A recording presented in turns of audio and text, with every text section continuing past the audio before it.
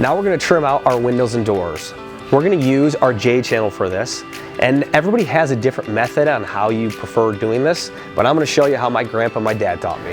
So I want to show you a quick layout before I put it up on how I cut these out. This is for underneath the window.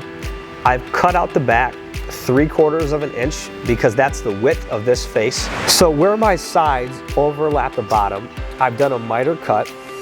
I've also snipped back and folded the back of this J channel, because what I want to do is make sure that water is going to be running off the bottom of here and can't get back in the seam. So this will simply overlap like this. It gives it a nice mitered look, and then I can nail it in on each end. The same goes for the other side. It's the same exact cut. You keep the back end so it wraps over and gives it a really nice look. And for the top of the window, I have my two sides cut out. I cut them out exactly to the height of that window, so then my top can overlap the sides. Again, it's all about water management. So I left my 3/4 of an inch face for my miter cut.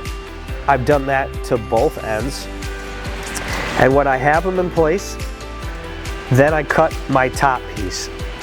Again, I'm leaving the back so the water will fall off of this J channel and go in the overlap and down the side. I've done it to both ends where I have a miter cut. I fold the tabs back and it simply fits into place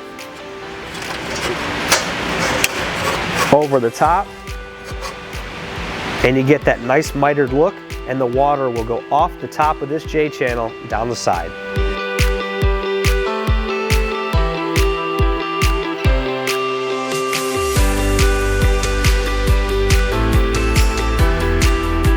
One other point, and this is based on preference, when you miter a corner, I like to take the edge off so it's a smooth line in line with the side J channel. It gives it a really clean look and it holds on really well.